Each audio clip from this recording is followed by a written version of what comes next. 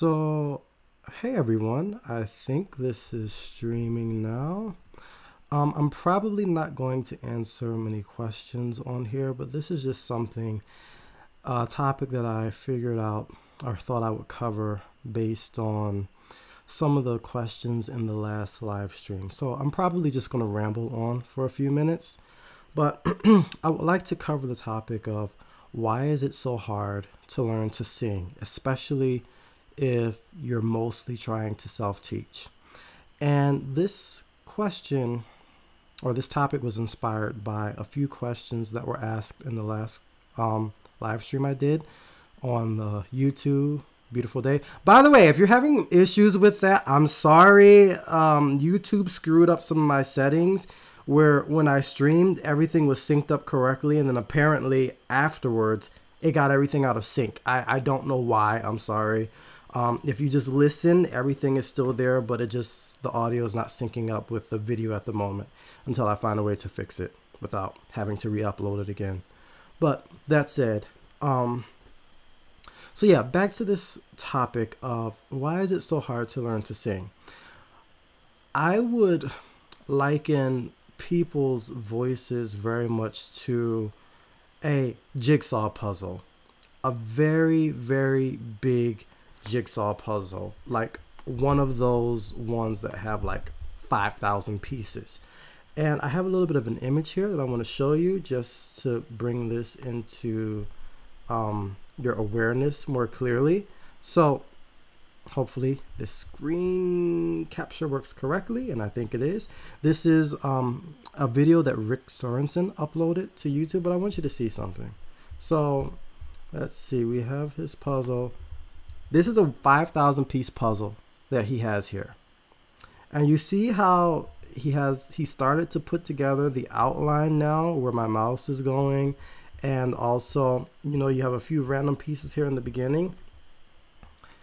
In some cases, when I have people that have voices that are really, really out of order, that's exactly what the voice looks like to me. Is you have I don't think you can see my mouse, maybe not, but you have that big mound of pieces in the back, and you just have a few pieces scattered around here, and it doesn't look like any type of coherent picture of so to speak. Everything is just out of place, out of order. So now let's see what happens as he starts to put it together. Now you get this much. Now you see you have this little one balloon here. I don't know if you're seeing my mouse, but where it says USA and it has like the little yellow color on it. Okay, well maybe that's a balloon. I'm not exactly sure what it is. But you have that little piece there that's formed. Then you have the piece that's next to it that looks a little bit like the United States flag. And then you have this other little piece that's like multicolored, rainbow colored in front of it. So you have a little bit more of the puzzle coming together, but it's still very much all over the place. We don't even know if those pieces are in the right place, but we just have little small fragments of pieces that are coming together and starting to show a little bit of a picture. But this is exactly how most people's voices are. It's just kind of, you get a little hint of something that looks coherent, and another little hint of something that looks coherent, and another little piece somewhere else, and then the rest is just like kind of chaos, kind of chaotic, just all over the place. Now let's see what happens as he continues.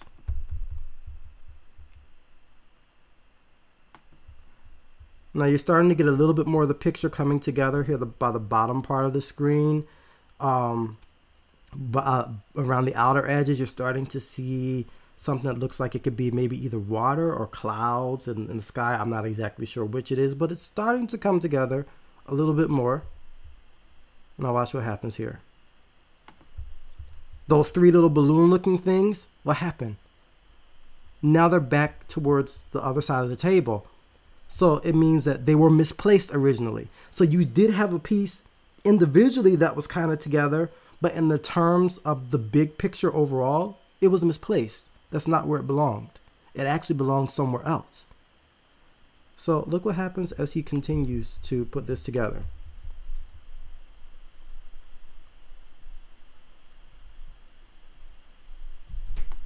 So now you're starting to get a little bit more of the picture that's coming along. This is what tends to happen to a lot of people as they start training their voices, is now you start rearranging things, you start putting more pieces together, and more of the complete picture is coming into view. Depending on how long you've been training, you probably won't get the whole full picture at first. It'll be still fragmented like this, where you have sections that are starting to show a complete picture, but it's still not all the way there.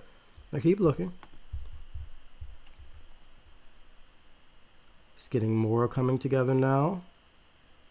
And now you can actually start to see what the actual picture is like. So you're getting to here. Let's actually back it up a little bit to maybe right here at this point, where he's got maybe a good 60% of the picture together. Very rarely do I get a singer that comes to me that has that much of their voice in the right place. Very rarely. Very rarely. And then as you continue to go on, then you see, all right, we're getting more of the entire picture. That's what the finished picture is supposed to look like. So, with that analogy, the way that I would describe this even more is there's even more layers when it comes to the voice, because not only is the voice like a puzzle like that, but on top of that, it's a moving puzzle. So, for instance, back in the beginning when we had these little 3 balloon looking things there, when it was just those pieces, let's say we put one of those pieces together. As soon as I put one piece together, something else moves into a new position. So like this one back here that looks like the flag of the United States with the stars and stripes on it. As soon as I get that USA piece together, now that one that looks like the flag all of a sudden moves to another part of the board. So that's a new layer of things that you have to manage. It's not like everything just stays in one little place and it's like, okay, I'm just going to only manipulate this one little variable and then everything else just stays the same. No, it's you manipulate one variable and then something else changes. You manipulate another variable, then something else changes. And you constantly have this big moving picture that it's really hard to manage on your own, especially when you're in these early states of everything not even forming anything close to a complete picture. So what are these pieces that we're looking at for the voice that need to be managed? It's a whole host of things. It's things like vowels. Vowels are a big one for most singers. Most singers' vowels tend to be all over the place. You have some vowels that may be good and some vowels that may be just totally way out in left field. Sometimes you have a vowel that could be, it could be good only in one part of your range. So maybe you have a good E vowel only in your low range, and now all of a sudden you have to go into your middle range, and now it just becomes chaotic. Maybe you have an U vowel and it works really well in your high range and doesn't work anywhere else in your range. That's common. People's voices get all over like that. We have volume levels that we have to worry about. We have ranges that we have to worry about. You know, sometimes you're just not familiar with a certain part of your range. There are intensity levels that you have to worry about.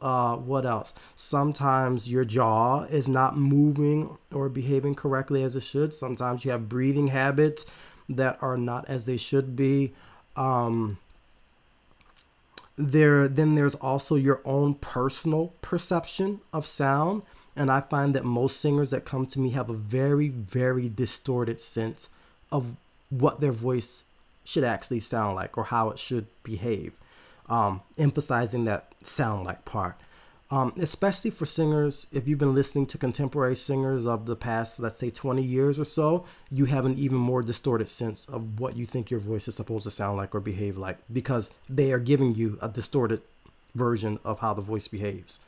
So that's another thing that we have to work through, because most singers, they have a distorted sense of volume levels, of how loud you think you should be. There's a distorted sense of what kind of tonal color you think you should have.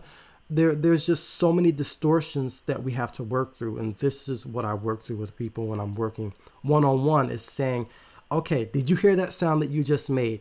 That sound is the sound of your, that's called a middle ground neutral voice. That's your voice, and it's sometimes very different than the sound that you had in mind. The sound that you have in your mind is also influenced by who you listen to, the singers that you listen to. So we can't go by all of that. We can't dismiss any of that. We have to also take into account your personality. So if you're a shy type of person, your voice will behave one way and you'll have certain tendencies. If you're like a very outgoing type of person, your voice will behave another way and have a different set of tendencies. And I can't ignore that either. I also have to take into account your emotional state. If you are like chronically depressed, your voice is going to have a hard time building strength. No matter what all exercises you do, that's going to have to be taken into account too, because it's just going to be hard for you to make certain sounds when you're in that kind of in that kind of an emotional state. And on the other side, we also have let's say someone who's just like really high strung out on energy all the time and just constantly has to keep moving, constantly has to keep doing something. It's hard for them to sing softly. So we can't ignore that either. Then there's the next layer, which gets into things like, let's say you have some type of issue like acid reflux. That's going to affect your voice. Let's say you have some type of issue where you have an issue with your thyroid gland. That's going to affect your voice. If you have, what else? Let's say something like,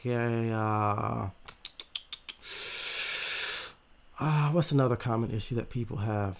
If you have an allergy to certain types of foods and you're not aware of it and it's causing inflammation on your vocal cords, and it's happened to you so frequently that you just think that's normal for you. That would be the equivalent of having this puzzle here and then having, let's say, 30 pieces of that puzzle that your child just decided to take a marker one day, a black marker, and just make a big black scene over top of all of them. And you've seen it that way for so long that you just assume, oh, well, that part of the picture was just blackened out. No, it's distorted, but you don't even realize it's distorted. So we have that part of it to worry about also. Let's see what else. You have structural things that are going on that affect your image that you have of your voice. So for instance, if you have problems with grinding your teeth at night, that's going to make some issues for you as a singer. If you have a problem with clenching at night or anything of that nature, or God forbid that you're clenching all day long, your jaw, that's going to make a certain set of issues. If your jaw tends to deviate to one side or the other, opening some type of zigzaggy motion like mine does. Mine kind of does a zigzaggy thing like that. That's going to affect the way your voice comes out and the way you approach things. And let's say you've had something like one side of your neck is more muscularly developed than the other side, that's going to affect your voice. If you've been in a car accident and you had some type of neck injury from that, that's going to affect your voice. There's like, if you play sports a lot and you've had blows to the head or blows to the neck or maybe even blows to your ribs sometimes, that can potentially affect your voice and all the mechanics of how these things work. So it's that whole big picture that I'm looking at. That's literally that 5,000 piece puzzle that I'm looking at when I work with a singer.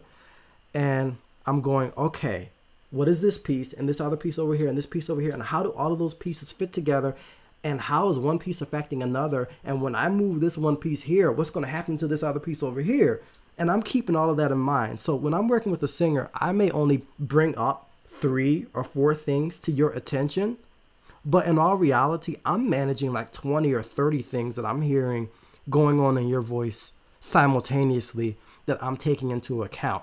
And those things all need to be considered at once in order to move from point A to point B. So with that said, hold on. Thought will come back to me. Give me a second. Where was I going with that? It will come back to me. Yes, that's why it's hard in a lot of cases to learn to sing on your own, especially if your puzzle is very distorted like this. And then, God forbid, have you ever tried to put a puzzle together and then found out that there were some missing pieces after you started putting it together? That is the most frustrating thing in the world. So not only are most people's voices like a moving puzzle, but then on top of that, some of you have missing pieces. Some of you have a lot of missing pieces. And we have to go looking and figure out, well, where did that piece run off to? We have to go find those pieces before we can even start finishing, putting the rest of the picture together. So when you have all of those considerations in place, and then the fact that every single singer that comes to me is literally like an entirely different puzzle. Every singer's issues are unique to them and their experiences that they've had over their entire life. So when you look at all that together and then you're trying to manage all of that yourself, you're going to get overwhelmed and you're not going to know how to manage all those moving pieces, and you're not even going to know what the complete picture is supposed to look like.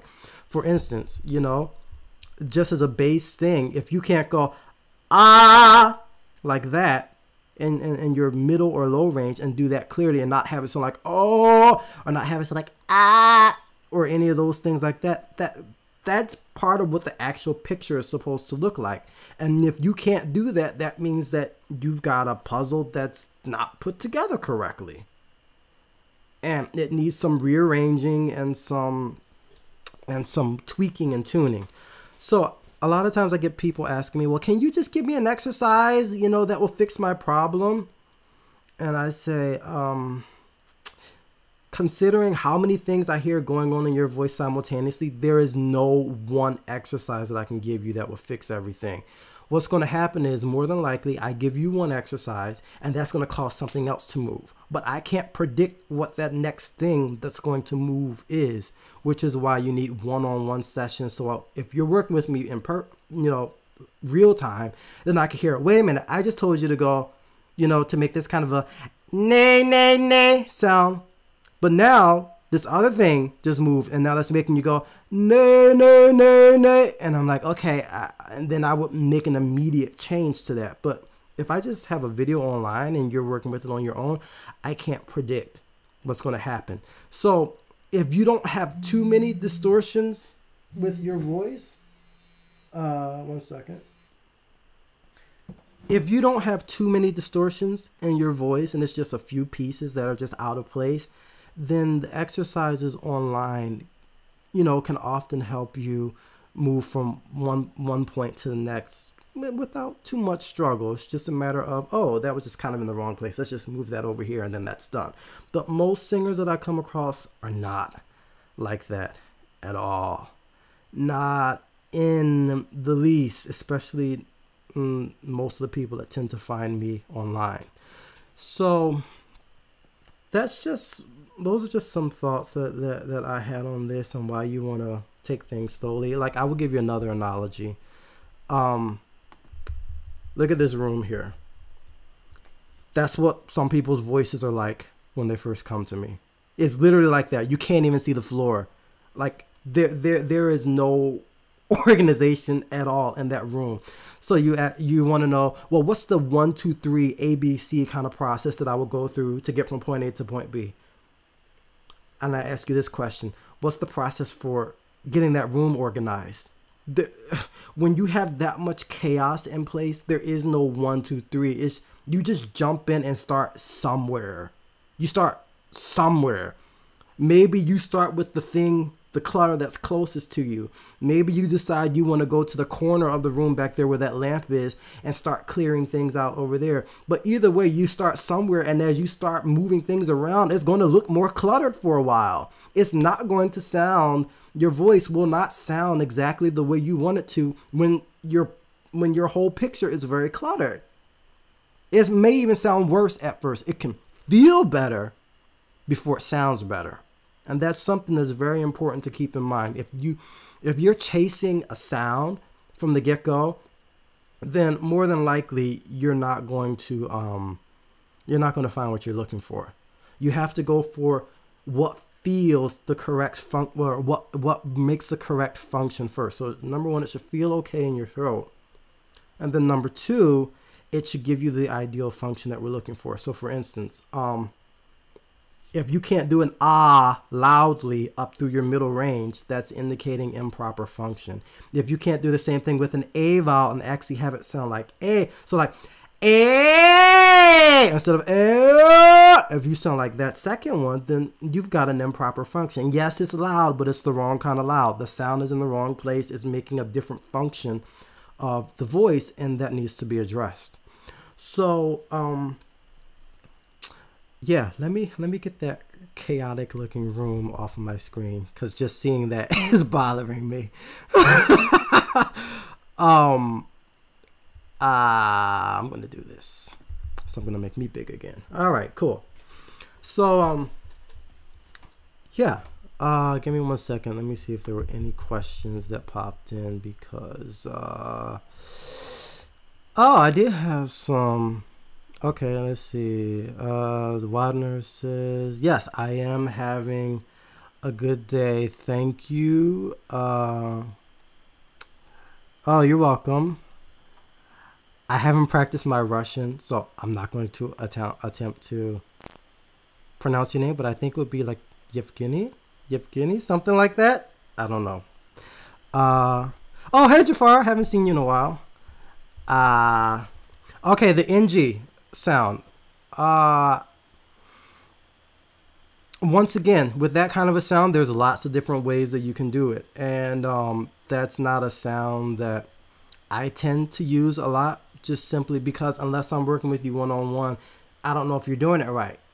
So you can do this, you could do this, you could do this, like that, where it's like airy and breathy. And each way ignites a different kind of vocal function, and each function is useful depending on where you're at in your range. So if you're in the right part of your range with the right sound, then it's beneficial to you. But generally, I don't use that. I would just refer to the vowel itself more and listening for the qualities in the vowel. So the two qualities in the vowel that you're generally looking for. There's this bright quality, this there's that quality, and then there's this darker quality, this ooh, oh. And depending on where you're at in your range and the kind of volume level that you're going for, you need some mixture of those two sounds. So let's see. Wadner asks, why are some people born with a pleasant singing voice while others... Oh, okay. To answer that question, there are some people who just any sound they make out of their mouths, even if it's a technically incorrect sound, it can still sound pleasing. It can still like, that still sounds nice. There are a few rare people like that, who have voices of that manner. Like for instance, one singer I can think of in particular like that, if any of you are familiar with Tamia, Tamia, look up some songs by her. Like literally, even if she's singing incorrectly, her voice is just almost not capable of making an ugly sound, so to speak. Tori Kelly, she's another one who's just like that. Like literally their voices just don't make ugly sounds.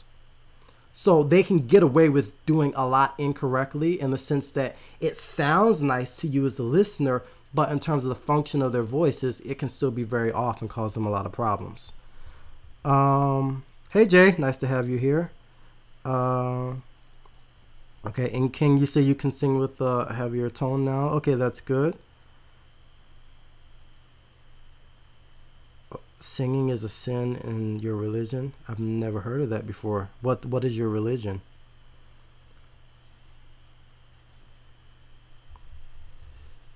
Let me see, did I miss anything? Is this like thing stuck or not going? Oh, you're Muslim. But don't you all have to sing anyway as part of your services?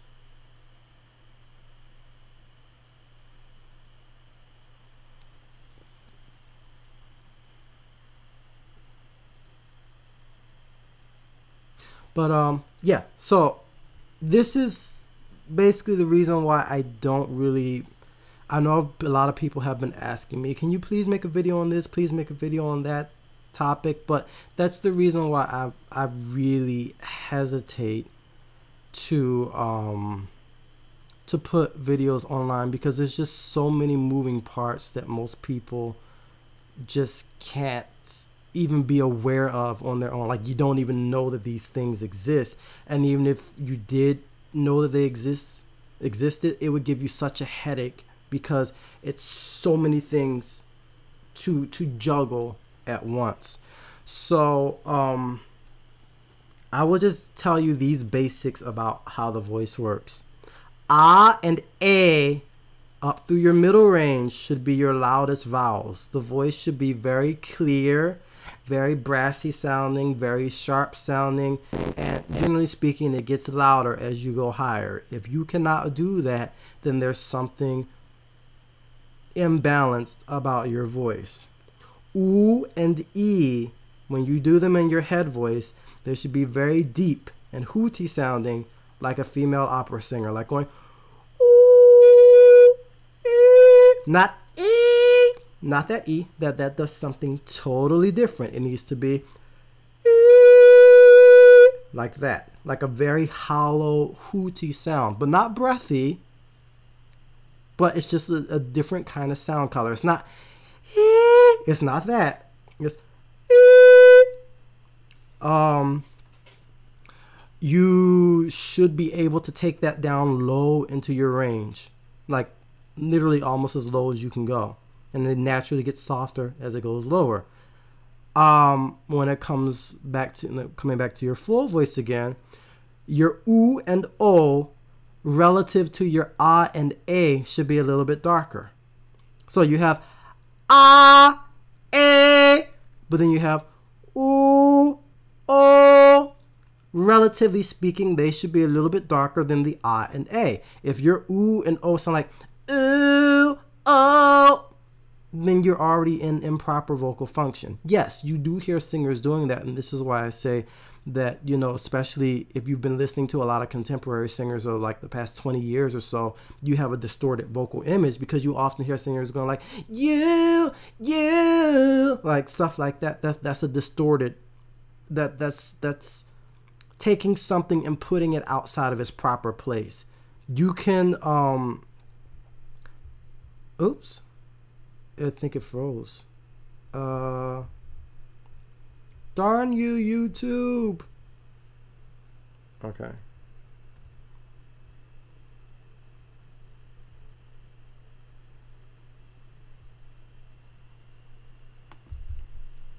Okay.